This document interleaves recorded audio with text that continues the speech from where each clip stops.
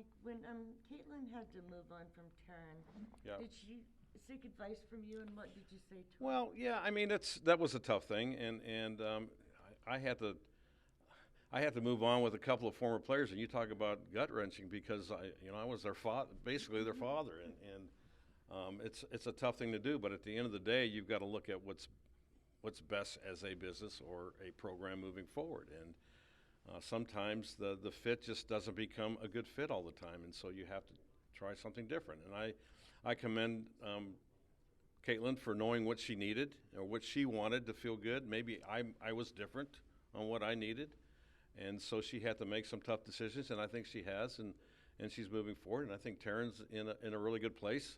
I got a chance to visit with her. I was at Mississippi State during football season, and she's doing well. But that's the tough part of the business sometimes, and there's a lot of different reasons why it happens, but stuff happens.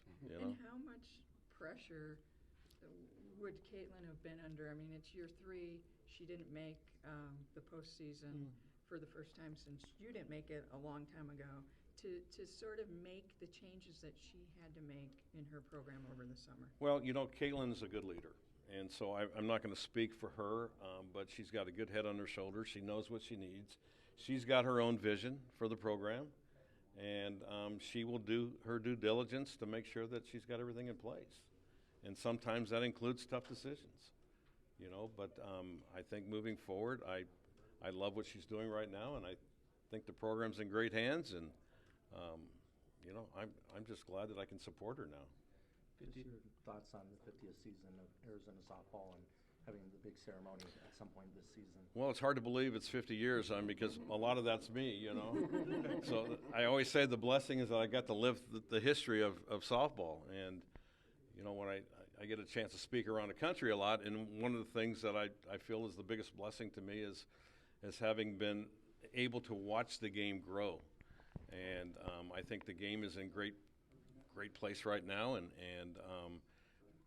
it's a time to celebrate it. I mean, it really is. I look back at the people that didn't have the things that these athletes have today, and paved kind of the way. They used to play the game because they loved to play the game. It wasn't about NIL. It wasn't about anything other than they loved playing the game of softball. And I think it's time for us to celebrate a little bit of those people. And then moving forward, I think the program and the sport is booming. I think I always go back to ESPN and the coverage we had at the College World Series in '91. We had one game that was televised. You had to get to the championship game, and then now you look and you can, there's 50 games on. You can just see about everyone. And so, to me, that makes me proud that I was a small part of that. I think I helped grow the sport a little bit and continue to want to help grow the sport a little bit. That's why I was working with the Italian national team, is to kind of grow the grassroots in Europe, because we know that we failed to stay on the Olympic program because of our lack of involvement in the European countries and most of the voting powers in Europe. And so when I retired, I go, this is a great opportunity for me to maybe go back and see what I can do to help the bigger cause. And to me, the bigger cause right now is, I knew that in '96, when we got in the Olympic Games, that was a shot in the arm for our sport. So I think moving forward, we want to make sure that we continue to have those shots along the way. With the alumni coming back and being involved this season with the 50th celebration, how much are you looking forward to connecting with them? And how much are you looking forward to the current players being able to connect with some of the history? Yeah, I think it's valuable. And I connect with my alumni constantly. First thing I do when I get up in the morning is I look at my planner and there's a birthday. So I've got every kid that I've ever coached, I text them happy birthday, and that's been my way of kind of staying connected with them.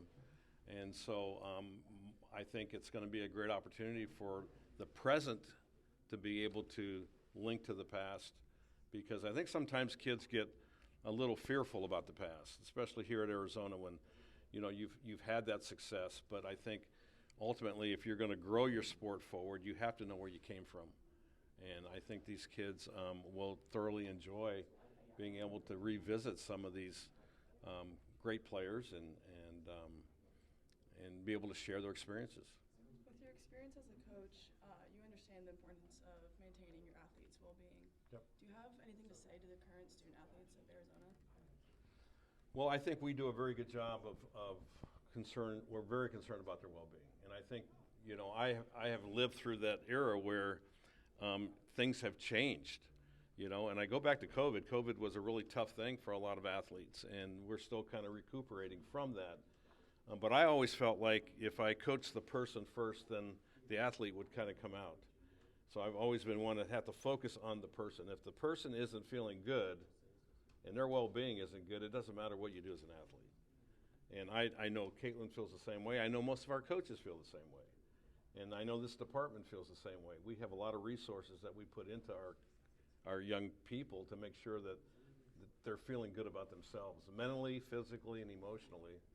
And we know how much of a challenge that is, but that's a very important factor for this department.